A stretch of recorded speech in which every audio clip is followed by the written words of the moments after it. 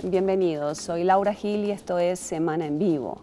Y esta noche, una vez más, una conversación sobre Venezuela, el gran desafío de la región. Y para hablar de eso, les presento ya a nuestros invitados.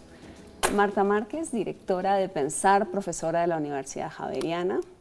Ronald Rodríguez, director del Observatorio de Venezuela de la Universidad del Rosario, profesor de la Facultad de Ciencias Políticas y Relaciones Internacionales. Hay otro javeriano aquí, sí. Profesor Jorge Restrepo, profesor de la Universidad Javeriana, de la misma facultad, ¿verdad? De Economía. De Economía, y el director del CERAC, y Somín Las Heras, periodista venezolano. Bienvenido al programa por primera vez y bienvenido a Colombia. Muchísimas gracias. ¿Les parece si empezamos con lo que ha sido la presentación del paquete económico? Hace unos días el régimen venezolano ha presentado una serie de medidas que, dicen él, van a producir nuevamente riqueza en ese país y crecimiento. Cosas como una nueva moneda, el soberano, la eliminación de 5 ceros, un aumento del salario mínimo, que lo multiplican por 60, la derogación de la ley que regulaba el mercado de cambios, en fin, una serie de medidas que han despertado dudas, ¿verdad? Sí, son tremendamente poco creíbles, digámoslo así, en términos de la capacidad de, en primer lugar, poder estabilizar la moneda, poder estabilizar la economía, pero además de poder desatar un proceso de crecimiento, precisamente porque no hay credibilidad. En lo que tiene que ver, por ejemplo, con el cambio de moneda, quitarle 5 ceros a la moneda y anclarla, pegarla al petro, eso pues no es creíble. No es creíble porque nadie sabe cómo se va a emitir nueva moneda, si eso en realidad es creíble. En realidad nadie le cree. De hecho, solamente el día de hoy, en el mercado paralelo de divisas, la nueva moneda se devaluó casi un 10%. Eso ya de por sí sería visto como una crisis cambiaria. Pero ¿nos puedes explicar cómo funciona eso? Quizás, o sea, El cambio de moneda es demasiado sencillo, perdón que interrumpa. Simplemente se imprimen billetes diferentes. Esta vez tienen menos ceros. Y el problema es que, como no hay ninguna otra diferencia, no están atados, por ejemplo, al peso colombiano, al dólar estadounidense, al euro, o algún mecanismo que impida que puedan seguir imprimiendo billetes para financiar el gasto público, pues no es creíble. Esa es la única diferencia que hay. Sí, yo diría además que el gobierno de Venezuela es víctima del propio discurso que durante muchos años, casi 20 años, ha venido haciendo, ¿no? Si mantuvo los precios de la gasolina artificialmente bajos durante toda su gestión de 20 años, ¿no? Y ahora los quiere llevar a niveles internacionales. Y quiere echarle en cara a los venezolanos que están pagando demasiado barato por Esa es otra medida, el aumento del precio de la gasolina. Que todavía no se ha dado, pues ya está anunciado, ¿no? Entonces, y es solo para algunos, ¿no? Es solamente para aquellos que no tienen el carnet de la patria. Bueno, es el aumento del precio de la gasolina, pero el gobierno ha dicho que a través de los que tienen el carnet de la patria van a tener un subsidio. Bueno, pero esperen, expliquemos qué es el carnet de la patria, porque estoy segura que no todos los televidentes saben qué es el carnet de la patria. Bueno, el carnet de la patria es un documento que se les da a los militantes del PSV y que les permite acceder básicamente a los bienes que reparte este Estado que controla fundamentalmente la economía. Yo quería volver al tema económico. Esta reconversión monetaria, esas reconversiones monetarias normalmente tienen dos objetivos: controlar la inflación y garantizar liquidez. Lo segundo se logra, evidentemente, porque hay nueva moneda, pero el control de la inflación no, porque el problema inflacionario es fundamentalmente un problema por el lado de la oferta de bienes en Venezuela. Entonces es una, digamos, es una salida que pretende, digamos, como tapar el problema y que pues, de entrada uno puede decir que va a salir mal, pero está montada sobre ese diagnóstico de que ha habido un sabotaje económico a Venezuela y que los billetes se han escondido. Recuerden que fue algo que dijo el gobierno de Maduro hace un año, que se había encontrado en Cúcuta una bodega llena de bolívares. Entonces es una medida para salirle al paso a una crisis económica que es mucho más profunda y que tiene que ver fundamentalmente con el modelo rentista y con el modelo estatista. Sí, es que efectivamente la reconversión es un maquillaje, simplemente es una escala nueva, ¿sí? Es una escala nueva para los billetes y monedas que van a circular, pero la reconversión en sí mismo no soluciona ninguno de los problemas que está confrontando. Yo me pongo en los zapatos de un venezolano hoy en Caracas, en el país, y encuentro tres grandes dificultades. La primera, la conversión en sí, porque habitualmente las conversiones se hacen de 3 ceros o de 6 ceros, en este caso es de 5, entonces 100.000 pasan a ser 1, pero hacer esa operación con todo el día a día se vuelve absolutamente confuso para el ciudadano. Sí, parece que hoy fue una confusión total. Con calculadoras, con tablas, se vuelve muy confuso para el ciudadano. Chomin lo sabe mejor que yo, en el periodo pasado que fueron 3 ceros era confuso, pero este con 5 se vuelve aún más confuso. Segundo, los billetes. Los billetes en ningún lado dicen Bolívar soberano, así como el anterior no decía Bolívar fuerte. Entonces, utilizan las mismas imágenes de los próceres, cambian las tonalidades, cambian los colores, pero básicamente el ciudadano no sabe realmente cuáles son los billetes que tienen un valor real. Entonces esto genera aún más confusión porque entonces, bueno, ¿cuánto vale Zamora? Bueno, ahora Zamora es 500, antes ¿cuánto era el negro primero?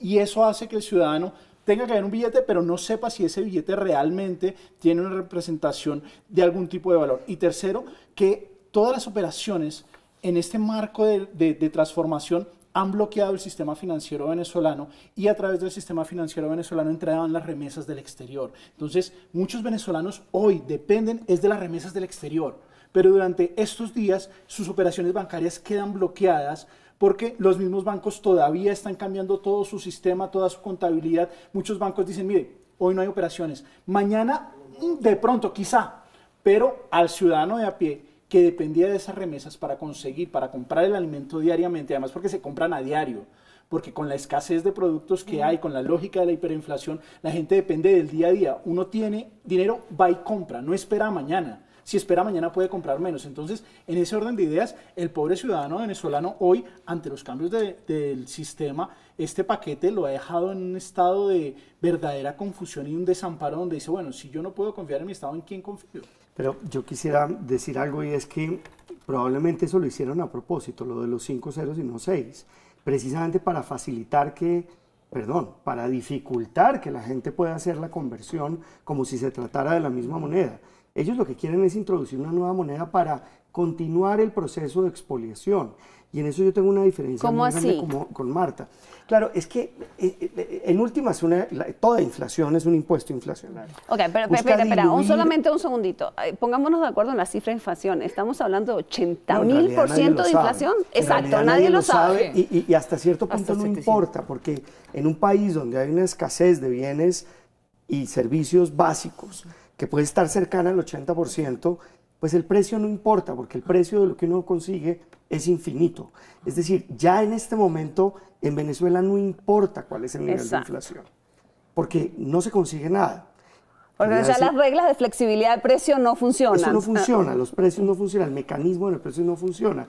Y en eso yo tengo una diferencia con Marta, porque usted dijo que esto era el mismo modelo rentístico basado en la producción petrolera. Ese no es el problema de la economía venezolana. El problema de la economía venezolana es que se utiliza la emisión monetaria para quitarle la capacidad de compra a la gente.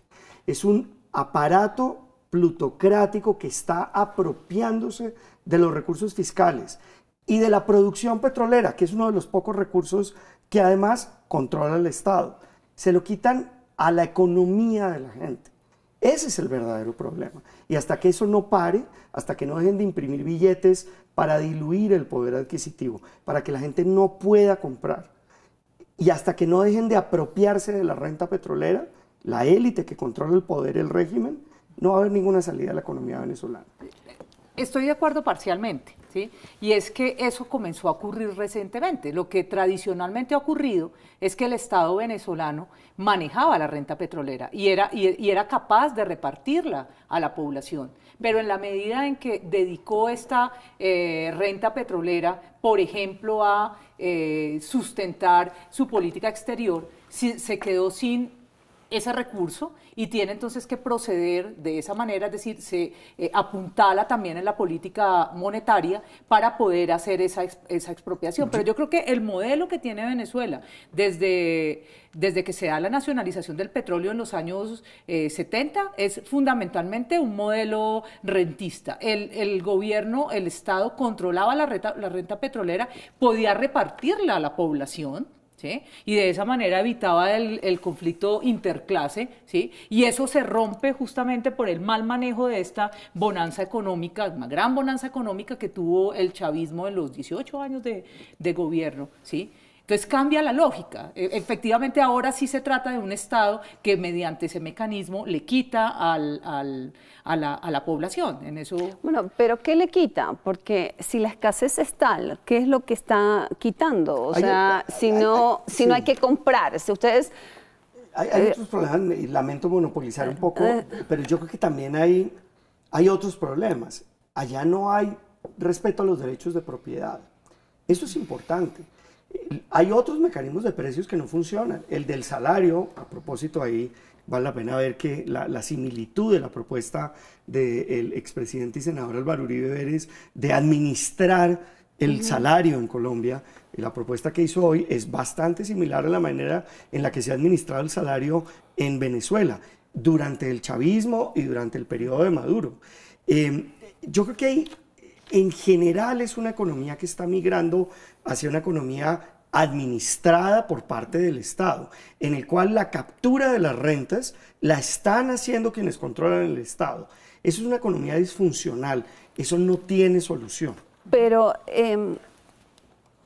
pues tú dijiste que se está haciendo la transición, parecería que hace años que está, digamos, como que esa transición se consumó y realmente lo sorprendente es que... En que hay un cambio entre lo que fue la era Chávez y la distribución de la renta petrolera y lo que estamos viendo actualmente con Nicolás Maduro, con la manera en que ha manejado la economía, entre la instrumentalización del carnet de la patria, porque que yo esté supeditado a un carnet de la patria me quita la posibilidad de tener libertades de comprar e incluso de acceder a productos que en Venezuela lo vamos a ver dentro de poco, como la gasolina. Una moneda de 50 pesos, y si yo suelo dar este ejemplo, alcanza en Venezuela hasta la semana pasada para tanquear el vehículo full, lleno, durante 2 años, por el nivel de subsidios que se dan. Ahora quitamos 50 pesos colombianos.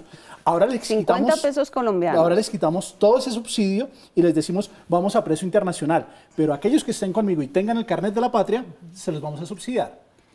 Entonces, es una forma de perseguirlo. Eso vuelve, el carnet de la patria vuelve la comida un arma política, ¿o no? Así es. Sí, exacto. Esa es una de las críticas que se le han hecho. La principal crítica que se ha hecho es que todo este sistema, digamos, de asistencialista está ligado a tener una lealtad política con el gobierno, ¿no? Y esa es la principal razón de que todos estos subsidios que ha venido haciendo el gobierno venezolano y que se materializan a través de la posesión de este carnet que permite pues llegar a eso, están supeditados a una lealtad política. Yo quería de alguna manera terminar la idea que comencé diciendo, que en el sentido que el gobierno de Venezuela es víctima del discurso que ha tenido durante estos 20 años. Lo comencé hablando con el tema de la gasolina, que lo hemos venido discutiendo aquí, pero también se puede ver en otras cosas. Por ejemplo, mantuvo en funcionamiento durante muchísimos años la maquinita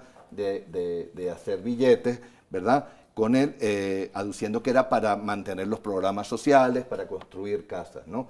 Hasta un momento donde ya el problema se le desbordó. Mantuvo tipos de cambios diferenciales durante muchos años, ¿verdad? Hasta que en un momento llega y dice, no puedo más y tengo que ir a un tipo de cambio único, ¿no? Todo esto reivindicando lo social, o teóricamente el favorecer a las mayorías. y al final ha demostrado que ha tenido que ir a medidas de corte neoliberal, pero no nos engañemos, porque el sistema no es, digamos, medidas, digamos, digo de corte neoliberal, pero no al 100%. O sea, ha tomado medidas de tener, por ejemplo, de mantener un tipo de cambio único, por ejemplo, o de poner el petróleo, no, la gasolina a niveles de precios internacionales. Pero, por otro lado, mantiene un sistema de comercio totalmente controlado, como tú señalabas. Entonces, no podemos decir efectivamente que es unas medidas de carácter neoliberal. Si yo no tengo el carnet de la patria, si yo no tengo el carnet de la patria hoy, ¿cómo hago para alimentar a mi familia? Te lo pongo en ejemplos concretos. Profesores universitarios venezolanos, tal vez una de las academias más preparadas en América Latina, a nivel doctoral, gran parte de ellos. ¿Cuál era la pregunta de ellos el mes pasado? ¿Aceptamos o no una bolsa de mercado del gobierno? Con todo lo que ello significa. Profesores de la Universidad Central, que han sido siempre opuestos al régimen. Pero si tú no tienes ingresos externos, si tú no tienes remesas, es imposible sobrevivir con el salario de un profesor de la Central. ¿Cuál es el resultado? Que muchos de ellos empiezan a ceder y decir, bueno, es que una cosa es el discurso político y aguantar, pero otra cosa es muy diferente cuando tengo a mis hijos, cuando tengo a mi familia y mi salario realmente no alcanza para sostenerlos. Hoy los venezolanos no viven con lo que ganan dentro de su país, viven con las remesas. Y en eso tiene razón Christian Kruger cuando dice que parte de la estrategia del gobierno ha significado la salida de los venezolanos, porque es que cada venezolano fuera del país es dinero que envía a su país para que puedan sobrevivir, para que puedan comer. ¿Cuál es el problema de este recambio? Exacto. O sea, que es un círculo vicioso. Claro, es que la escasez termina siendo no solamente un mecanismo y la hiperinflación, un mecanismo de apropiación de rentas, sino también un mecanismo de control político. Así sucedió en Zimbabue, donde hubo también una hiperinflación. Sí, pero no me pongan, o sea, cada vez que hablo de Venezuela me ponen el caso de Zimbabue y me deprimen, porque eso demoró, o sea, nos faltan como 20 años más todavía. Pero para que te deprimas aún más, vamos al de Cuba. En Cuba también se utilizaron las tarjetas de raciones, en ese momento eran menos sofisticadas que en Venezuela, porque no existían las tecnologías de la información, creo que todavía no existen en Cuba, pero la idea es la misma, utilizar la alimentación como un mecanismo de control político. La escasez que trae la hiperinflación, o que es su reflejo, es un mecanismo de control político, y por eso duran tanto esos regímenes. Claro. Sí, yo quería mencionar eso. Evidentemente el carnet de la patria es un mecanismo de cooptación, y en eso y en la violencia de baja intensidad es donde se debe, digamos, fundamentar la explicación de por qué el régimen no cae, ¿sí? Porque pareciera ser que no hay, digamos, otra forma de entender por qué no se dan las transiciones a la democracia. ¿Sí? O sea, hubo mucha literatura en América Latina alrededor del tema en los años 70, ¿sí? Y hablaban de bloqueo y aislamiento internacional, Venezuela está aislada.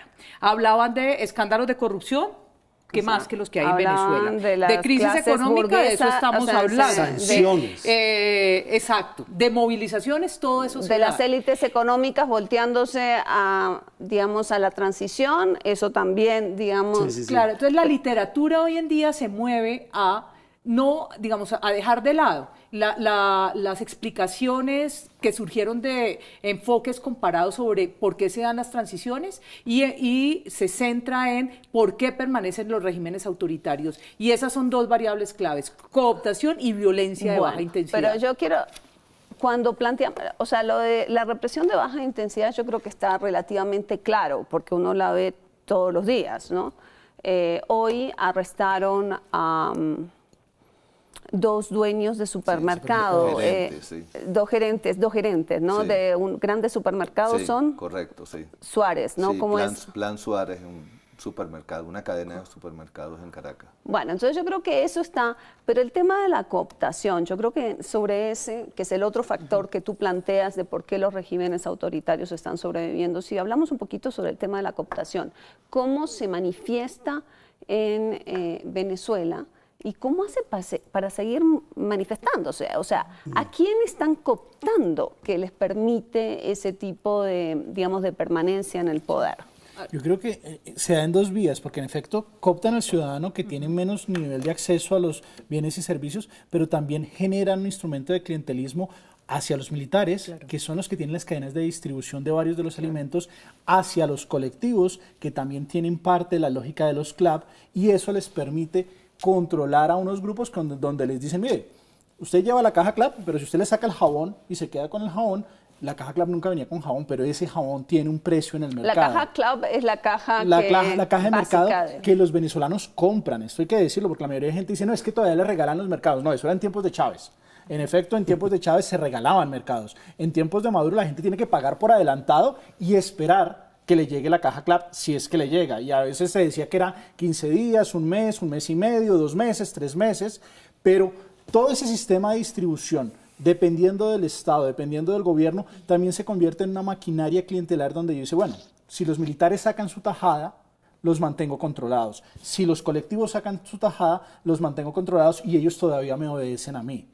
En ese orden de ideas es una forma en la cual el gobierno ha creado un sistema de gobierno donde la ilegalidad es lo que prima, porque hasta los puestos en las filas para poder acceder a los CLAP se venden. Entonces, el venezolano de a pie todos los días tiene que recurrir a la lógica de la corrupción para poder sobrevivir. Hay otro elemento que es muy importante para mantener el régimen y es que, como se ha estatizado gran parte de la prestación de servicios de la economía, porque la producción en realidad ha colapsado. Hoy en día la producción en Venezuela es cerca de lo que en valor, como un 15% de lo que era hace 15, 18 años. No es más. Y las importaciones también. Pero la prestación de servicios, las importaciones, eso es cierto. Hay un cálculo de Ricardo Hausmann que es brutal. Es casi una quinta parte de lo que se importaba antes.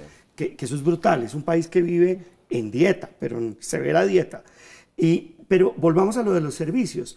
Como se ha estatizado gran parte, se ha nacionalizado para el Estado la producción de la mayoría de la prestación de las empresas de servicios, desde transporte, energía eléctrica, esos trabajos los provee el Estado. Y eso también es un mecanismo de mantenimiento del régimen, porque es el mecanismo clientelar, bueno, aquí lo hemos perfeccionado también a través de los partidos políticos, pero allá, digamos, lo perfecciona el Estado de manera centralizada. ¿Y dónde están los militares? Bueno, los militares tienen mucho poder en Venezuela y como lo decía Ronald, por ejemplo, todo el sistema de distribución de alimentos lo controlan ellos, ¿no? Ese es un mundo, los militares tampoco son algo aislado de la sociedad, forman parte pues, de la población y efectivamente se dice, y hoy justamente el diario El Tiempo publicó una entrevista a un importante general ya retirado que fue muy cercano a Chávez, de hecho lo acompañó pues, desde el golpe del año 92, el general Alcalá Cordones, donde él hace referencia a que el clima de intranquilidad dentro de las Fuerzas Armadas es muy grande. Sin embargo, como bien lo estamos discutiendo aquí en esta mesa, el gobierno ha logrado hasta el momento, a pesar de que ha habido, en los últimos meses ha habido al menos 4 o 5 expresiones, digamos, de rebeldía dentro de las Fuerzas Armadas, pero todas han sido en su momento develadas antes de que se concreten. Ellos mantienen todavía pues, un control importante pues, a través de factores dentro de las Fuerzas Armadas que son claves para controlar este contingente. Bueno, nos vamos a la pausa y ya volvemos a hablar de la respuesta de la región a lo que sucede en Venezuela. Ya volvemos.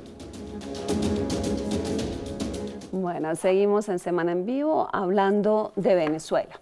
Entonces, ya ahora, digamos, habiéndonos ubicado sobre lo que, digamos, el paquete económico y los desafíos económicos, la crisis humanitaria que se está viviendo en Venezuela, hablemos un poco de la reacción de la región, ¿les parece? ¿Les parece si empezamos primero con Colombia? Hubo cambio de gobierno en Colombia durante la campaña. El presidente Duque prometió acciones más fuertes, más duras para lograr la transición en Venezuela. Pregunta, ¿en qué creen ustedes que se va a traducir eso? ¿Se está traduciendo? ¿Qué cambios están viendo? No sé si ustedes... Yo inicialmente creo que el enfoque que ha dado el gobierno pues tiene 4 puntos y eso los señaló el canciller en la rueda de prensa que dio para medios de comunicación. Y los dos primeros se trata de regresar a Venezuela al camino democrático, pero no de forma bilateral, sino de forma multilateral, es decir, recurrir al escenario y particularmente por los gustos de nuestro nuevo canciller, se hará en el marco de la OEA y de hecho los primeros pronunciamientos van allá. Recordemos que Carlos Holmes Trujillo pues, fue embajador en la OEA, tiene experiencia en la lógica multilateral. Alguna vez en un programa anterior con Laura estuvimos y él decía que su institución para la reconfiguración de América Latina tendría que ser dentro del marco de la OEA y no dentro de las otras instituciones que habían venido surgiendo en la década pasada, y eso hay que tenerlo en cuenta porque no se va a llevar el debate que incluso en su momento en la campaña fue anunciado de llevar a Maduro ante la Corte Penal Internacional, pero de eso ya no se habló una vez se posesionaron. Se habla pero ¿cómo así? Curiosamente están diciendo que Perú, Argentina, sí. Chile y Colombia lo pero van a llevar. Dentro del grupo de Lima, no dentro de la lógica de Colombia directamente, porque es que hay que hacer una diferencia. Y de eso quería hablar, de por qué el liderazgo parece haberlo tomado Argentina en esto. Ahora hablemos de eso. Ahí tenemos que hacer una diferencia porque es muy diferente que lo haga Colombia unilateralmente a que lo haga un grupo de países, porque esto marca una diferencia. Colombia no se puede dar el lujo de ganarse un enfrentamiento directo con Venezuela porque son muchas las tensiones que esto generaría. Hacerlo en un marco de países es ir en un bloque, ir en un grupo e ir canalizando a través de diferentes instituciones. El otro tema que se marca es el tema de la crisis migratoria que vive Venezuela. Venezuela es un país que está sacando a sus ciudadanos corriendo.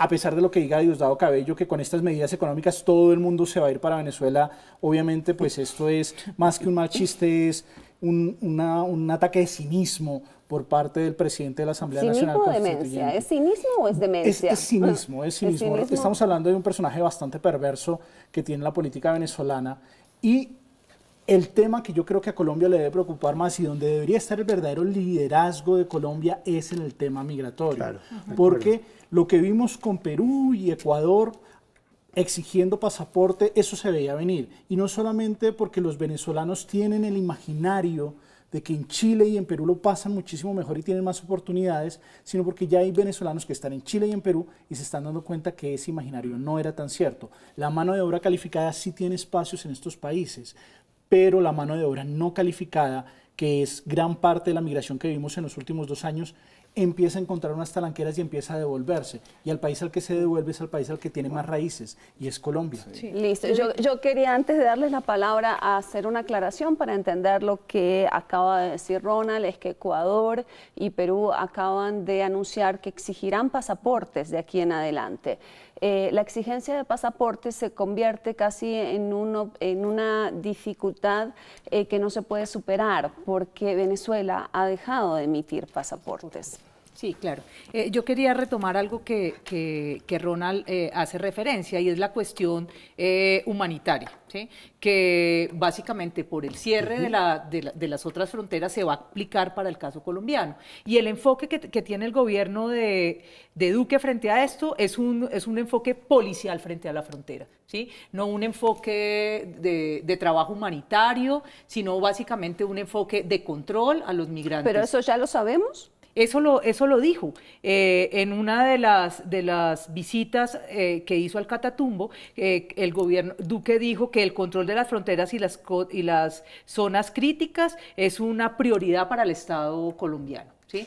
Y varias veces enfatizó en la cuestión del control y no tanto en lo humanitario, a pesar de que dijo que iba a solicitar a las Naciones Unidas un enviado, pero esto es una cosa que también venía diciendo el gobierno de Santos y que ya había dicho la canciller, y entre decirlo y hacer la solicitud ante las Naciones Unidas, pues hay una distancia grande. El problema. En otros términos, yo pienso que se va a profundizar el enfoque confrontativo frente a Venezuela, ¿sí? O sea, en el gobierno de Santos nos movimos entre la confrontación y la cooperación. Después de la firma del acuerdo de paz, lo que uno puede ver si revisa los comunicados de la Cancillería es que el gobierno de Colombia rechaza ya en términos mucho más fuertes al gobierno venezolano, pero aquí claramente el gobierno de Duque, después de elegido, ¿sí? Fue a los Estados Unidos por un lado y luego, estando ahí, fue a la OEA y habló del problema de Venezuela. Yo no lo tengo tan claro eso. Yo creo que cabe esperar primero un aumento de la migración venezolana a Colombia, sobre todo por lo que hablamos en la sección anterior del posible fracaso del plan económico que ha eso va a llevar a unos niveles de desempleo muy grandes y eso va a generar una presión migratoria mucho más grande en Colombia. ¿Cómo veo yo que el nuevo gobierno colombiano está abordando el tema? Me da la impresión de que el gobierno colombiano va a querer de alguna manera internacionalizar el tema. ¿Qué sucede? Si Perú y Ecuador colocan más trabas para el ingreso venezolano, Colombia se va a convertir en un estado tapón, digamos. ¿Sí? Es imposible evitar que los venezolanos pasen una frontera tan porosa como la colombo-venezolana. Si tienen dificultades para llegar a Ecuador, para llegar más al sur del continente, a Perú, a Chile o a Argentina, muchos de ellos van a tender a quedarse en el territorio colombiano.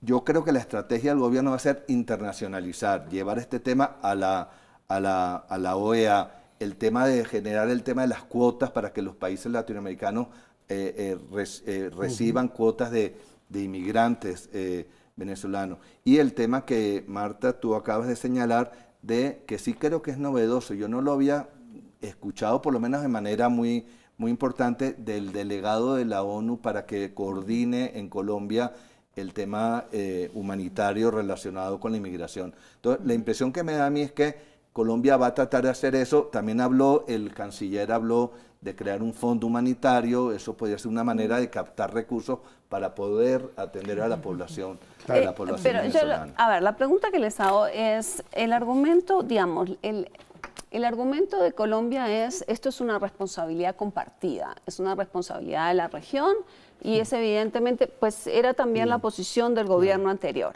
Pero entre el discurso de la responsabilidad compartida y la verdadera responsabilidad compartida hay mucho trecho, porque si miran a Europa, digamos, toda la política migratoria de la Unión Europea estaba montado sobre un tema de responsabilidad compartida que hizo agua, absolutamente agua. Y lo que parece ahora es que Colombia fuera a quedar sola en este tema. Yo en eso tengo alguna diferencia, digamos. Yo veo que este gobierno empezó con este discurso de recurrir al multilateralismo, abandonando, digamos, otros instrumentos, un poco para comprar tiempo, al igual que está comprando tiempo el régimen venezolano. Y lo están comprando ambos con una tremenda efectividad. Pero el asunto es que de aquí a 6, 5 meses vamos a tener un problema mucho más grave en lo humanitario, en lo económico, porque claro que esto tiene implicaciones fiscales y sobre el mercado de trabajo en Colombia. El cierre de la frontera de Ecuador y de Perú de facto por el problema del pasaporte, porque eso no tiene otro nombre, es un cierre de facto de la frontera, al cual va a venir muy probablemente después el de Brasil, va a comenzar a represar la población migrante en Colombia. Miren, esta mañana decía el señor Kruger, el director de Inmigración Colombia, que las cifras indican que desde enero hasta lo que iba a corrido de agosto, han llegado a Colombia para no devolverse a Venezuela, es decir, no es el flujo, digamos, cotidiano de vuelta, de 800.000 personas que se han quedado aquí y que no han salido ni por Ecuador ni por Perú, 800.000 personas. Y ahora este flujo represado, en cuestión de semanas, de meses, vamos a tener un problema muy serio. Creo que el gobierno Duque comete un error al no buscar una actuación, digamos, contundente en términos de sanciones, incluyendo la participación de los Estados Unidos en las sanciones que ha impuesto el Grupo de Lima. Debería buscar que los Estados Unidos lo haga. La cercanía de Duque con el establecimiento político, de inteligencia, de seguridad en Washington, debería permitir que él logre que los Estados Unidos se sume a las sanciones que estableció el Grupo de Lima. Debería buscar un relacionamiento estrecho y una participación con Rusia y China en algún tipo de sanciones o para que no le sigan extendiendo líneas de salvavidas a ¿Y qué financieras. se podrían buscar para que Rusia y China abandonaran a Venezuela? Pero yo creo que lo podría hacer. La idea de buscar, de aquí a que acordemos cuotas, a que haya un fondo humanitario, a que ACNUR establezca campos de refugiados, que además nos sirve, que es lo que sabe hacer ACNUR y que está dispuestísimo a hacerlo. Eso son ideas que son muy poco operativas.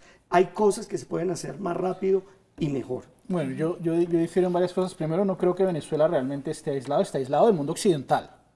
Claro, pero tiene el apoyo ruso chino. Tiene una serie de socios no democráticos en que todo lo el mundo apalancan. que le permiten seguir manteniendo un papel internacional bastante importante, y a la mayoría de la gente se le olvida, pero Venezuela durante la década pasada hizo unas gestiones en Naciones Unidas que incluso la operatividad de Naciones Unidas se vuelve un poco lenta hacia Venezuela porque hay muchos funcionarios que le deben su elección a Venezuela. Perdóname, te interrumpo. Yo no estoy diciendo que esté aislado. Lo No, que no. estoy diciendo es que debería estar aislado. Hace 3 días acordó con ConocoPhillips que le iba a pagar en 5 años los 2.500 millones de dólares que le debía por la nacionalización de los activos petroleros de esa empresa. Eso no es aislamiento, por el contrario, eso es lo que permite Trump que suceda. De hecho, pues el comportamiento de Venezuela es un comportamiento que ha sabido instrumentalizar sus apoyos en China y en Rusia para presionar a Estados Unidos y para que las sanciones de Estados Unidos no sean tan contundentes como la mayoría de la gente esperaría. Hay que entender que el problema que estamos viviendo con la migración no es un problema tampoco comparable a la lógica europea, porque pues estos no son la lógica de Siria o de África que llegan a un continente y que no tienen los lazos familiares que sí tienen con la población colombiana.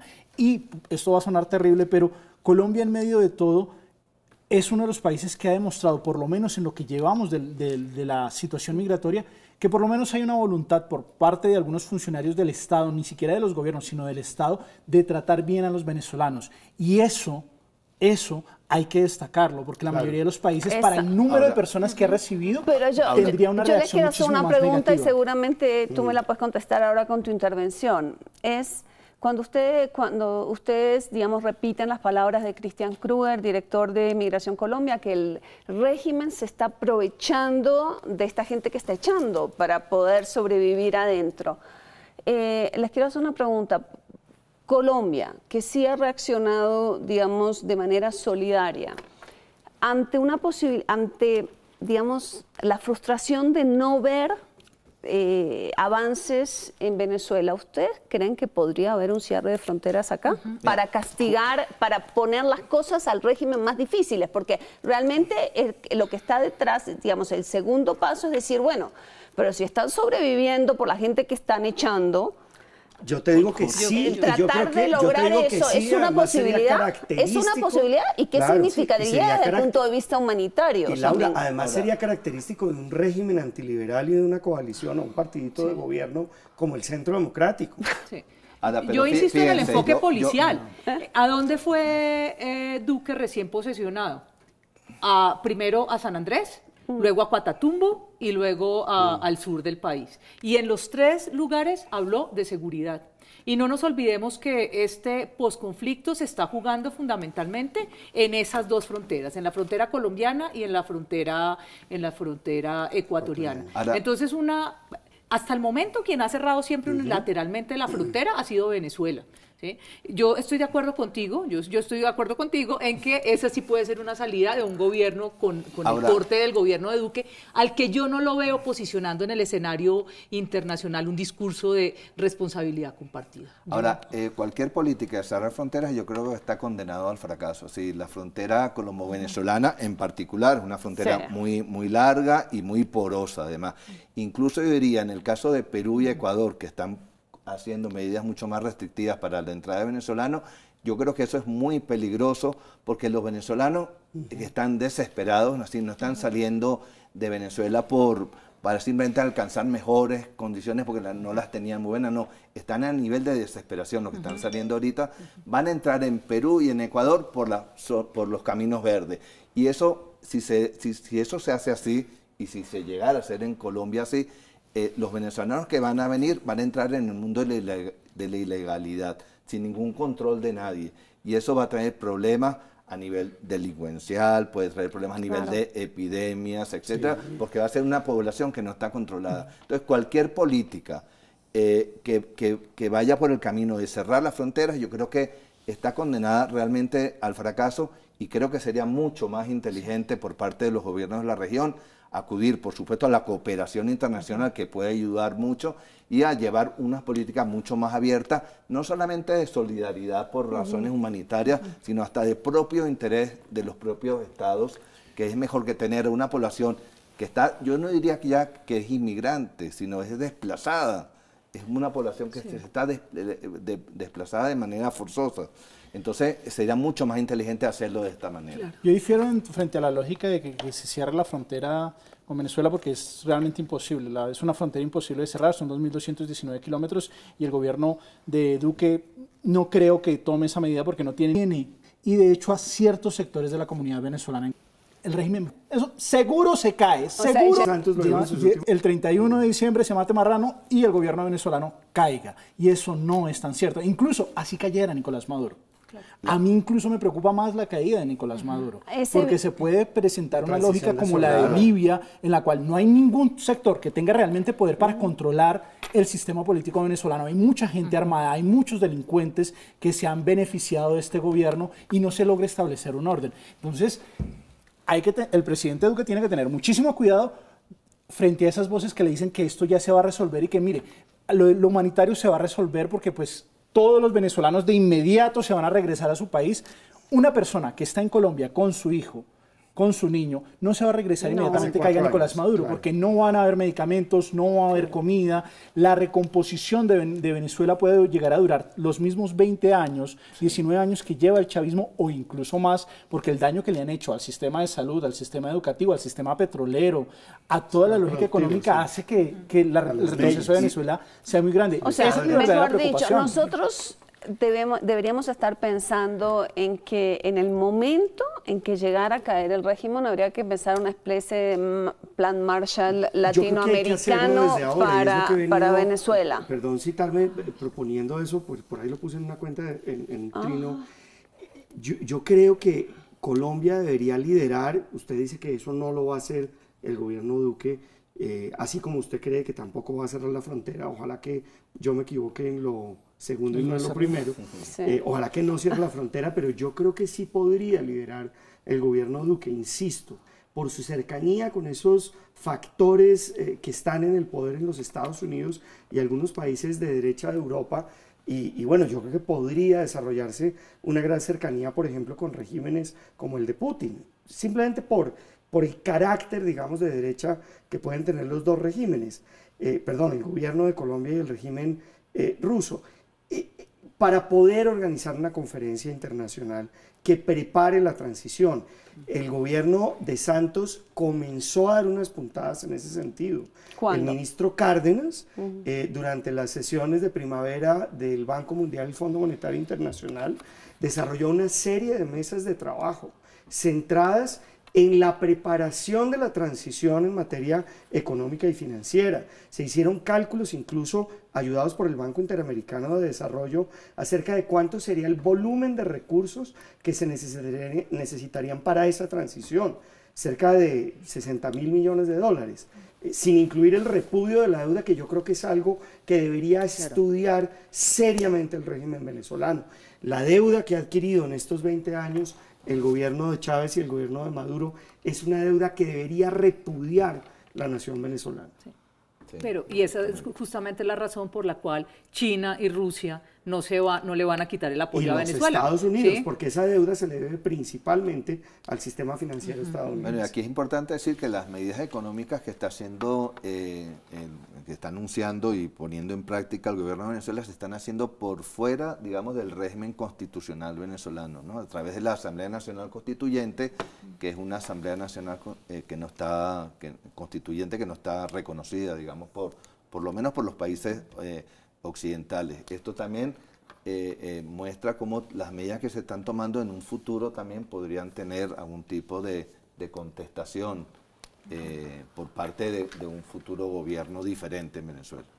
Dijo hoy la portavoz de la Casa Blanca, Sarah Sanders, frente a una pregunta sobre Venezuela: todas las opciones siguen sobre la mesa. ¿Ustedes creen que es verdad o eso es puramente discurso?